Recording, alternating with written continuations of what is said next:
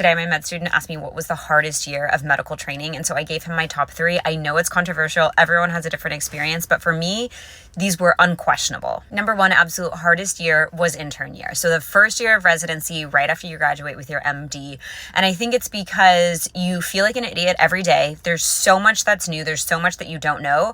But you have responsibility and you have expectations of yourself, and other people have expectations of you too because you have an MD behind your name. So not only is it scary, but it can be easy to get down on yourself when you feel like you're not doing a good job. The second hardest year is absolutely third year of medical school, your first year of clinical rotations after doing your preclinical courses.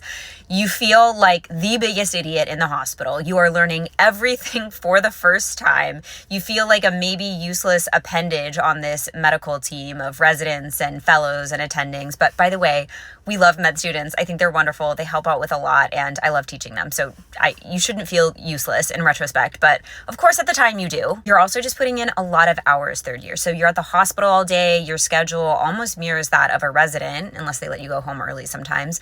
And then you do have to go home and study for yourself, which happens every rotation. So it's just a lot of work. And the third hardest year is one that very few people talk about, at least not as much. And that is your first year as an attending on your own after training. And this can feel really disconcerting because by the end of your final year of residency, you usually feel pretty confident at handling most things.